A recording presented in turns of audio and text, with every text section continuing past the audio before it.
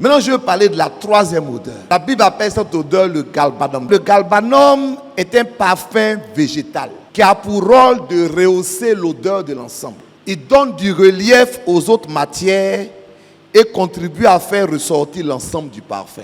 Quand on fait un parfum, il y a des éléments qui ont une seule fonction. Ce n'est pas leur odeur qui est importante. C'est quand tu les mets dans le parfum, ça fait que l'ensemble sent bon. On appelle ça un rehausseur d'odeur. Donc c'est le rôle du galbanum. Le galbanum n'est pas un parfum qui est là pour être aimé seul. Amen. Mais pour que tout le reste vibre plus haut, plus fort et plus longtemps.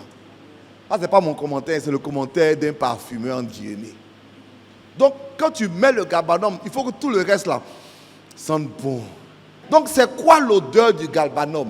C'est l'odeur de l'impact. En fait, qu'est-ce que ta vie produit dans la vie des autres? Vous savez, le galbanum, puisque c'est une odeur particulière, a une particularité. C'est un parfum que tu ne peux pas utiliser seul, parce que son odeur est forte. Et c'est un parfum, quand tu ne sais pas le doser dans le mélange, il s'impose aux autres. C'est quand tu ne sais pas le doser là, il prend toute la place.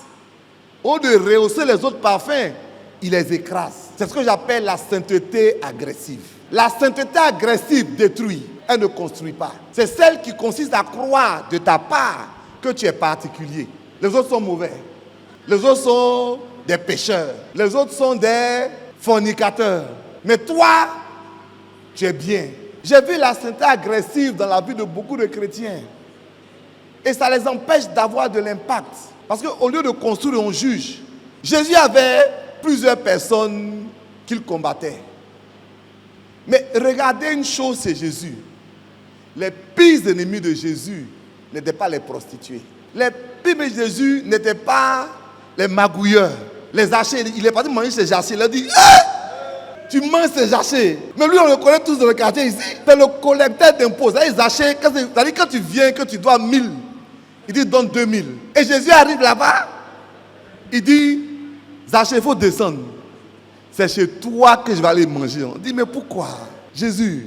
Donc, entre guillemets, les saints là, ils ont dit quoi? Ils sont allés plus loin encore. Un jour, Jésus est assis et il y a une femme de mauvaise vie. Tout le monde la connaît comme une prostituée dans le quartier. Donc, elle vient, elle enlève ses cheveux. Elle met du parfum sur les pieds de Jésus. Elle prend ses cheveux là et puis elle nettoie ses pieds. Il dit, aujourd'hui là, je sais que l'homme là n'est pas prophète. L'homme là, lui là seulement, il vous blague et il n'est pas prophète. Car s'il était prophète, il laisse savoir c'est quelle femme. Mais Jésus dit, c'est pour cela qu'il est venu. La sainteté agressive, ça détruit. Nous devons être saints comme Jésus. Vous avez une des choses, la personne qui est vraiment sainte. Est-ce que tu m'entends? Elle mesure le niveau de la grâce de Dieu dans sa vie. Et cette grâce-là l'empêche de juger quelqu'un. Celui qui est saint, il voit sa vie et il comprend que c'est grâce à Dieu qu'il est comme ça, mais qu'il n'est pas meilleur que les autres. Et donc cette grâce-là fait qu'il ne juge pas les gens. Il les aime. Le galbanum. Il y a un pharisien, écoutez sa prière. Donc il s'est levé, puis il a prié comme ça.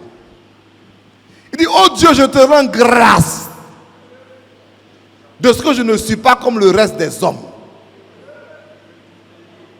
qui sont ravisseurs, injustes, adultères. Et bien, il dit, et même comme ce publicain. Il n'est pas resté dans le général. Hein? Il dit, je ne suis pas comme le reste des hommes. Et puis surtout, il y a le gars là-bas. Là. Ça te visé, il y a lui là. Je ne suis pas comme lui. Et la Bible dit que le publicain, lui, il se tapait la poitrine. Il dit, oh Dieu, prends pitié de mes fautes. Et Jésus dit, qui est parti pardonner? C'est celui qui disait, oh Dieu, prends pitié de mes fautes. Je veux vous donner un vrai secret de sainteté. Pour prendre la victoire sur un péché, il ne faut jamais se croire plus fort que ce péché. Quand un chrétien chute, le diable l'amène dans un trou qu'il est étonné. Parce que ta capacité ne vient pas de toi, elle vient de Dieu. J'aimerais vous présenter 3 dimensions de l'impact. La première dimension de l'impact, elle est sociétale. Si tu es saint là, qu'est-ce que ça veut dire dans ton environnement? Jésus dit que si tu as une lumière, tu ne peux pas être caché. Or, les chrétiens ont compris la sainteté comme un emprisonnement dans nos églises. On dit vous êtes la lumière, vous ne devez pas être caché. Mais nous on considère que pour être saint, il faut qu'on se cache. On dit vous êtes le sel de la terre. Et puis regardez une phrase que Jésus dit, que souvent on ne comprend pas. On dit si le sel perd sa saveur, il ne sert plus qu'à être jeté. Si l'église n'est pas dans la société, l'église ne sert à rien. Donc si notre sainteté consiste à nous enfermer dans l'église et ne pas impacter notre famille, ne pas impacter notre travail. Amen, amen. Ne pas impacter, c'est-à-dire dès qu'on dit il y a telle réunion au travail, je ne vais pas. Ou bien on dit il y a telle responsabilité au travail, je ne prends pas. Moi je crois au contraire que c'est les chrétiens qui doivent être délégués. C'est nous, on doit être chef de classe. Amen, amen. Ce que nous faisons qui est très mauvais, nous critiquons des choses que nous pouvons changer. L'église doit avoir un impact. Et en fait, pendant des années, on a privé l'église de l'impact. Parce qu'on a dit aux chrétiens, tu ne peux pas être footballeur. Mais on se prive de l'impact. Un chrétien peut influencer le monde en étant un grand footballeur. Un chrétien peut influencer le monde en étant un grand économiste, une grande couturière. Si ta sainteté est enfermée dans ton église, tu n'es pas le sel de la terre et tu n'es pas la lumière du monde. Il y a un impact sociétal. Que ta sainteté impacte ton environnement. Des fois, la sainteté, ce n'est pas les grandes choses. C'est les petites choses que tu instilles autour de toi. Deuxième impact, l'impact relationnel. Psaume 1:1. Ce que ce verset veut nous dire, c'est que le comportement de chacun est influencé par les gens qui fréquentent. En quoi est-ce que ta sainteté a impacté les gens qui te fréquentent?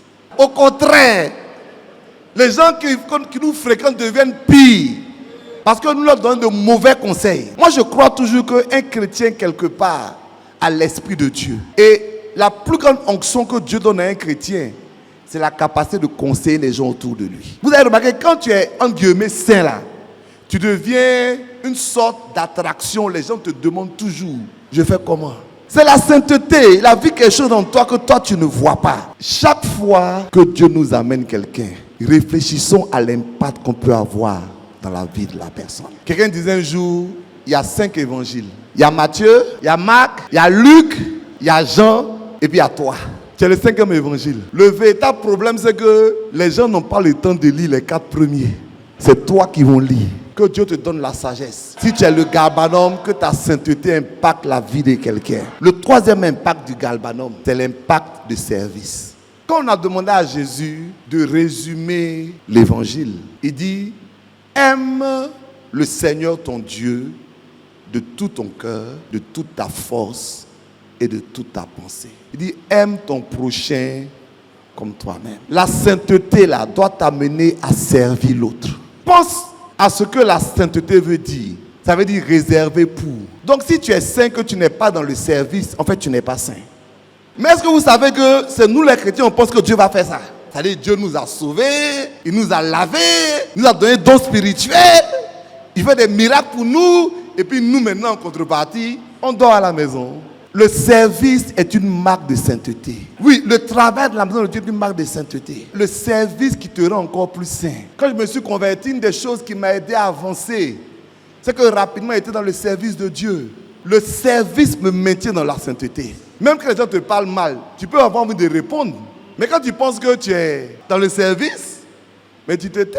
Que Dieu nous donne de le servir. 3 impacts du galban dans nos vies.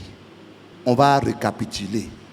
Ta sainteté ne doit pas être agressive. C'est-à-dire, c'est toi qui es saint, les autres sont des féticheurs, c'est des idolâtres, ton mari est sorcier, ta femme est sorcière. Écoutez-moi, nous avons le devoir d'impacter autour de nous. Et la première règle, ne te crois jamais supérieur aux autres. Même le plus grand des pécheurs et toi, vous êtes même chose. La seule différence, c'est que Dieu t'a fait grâce.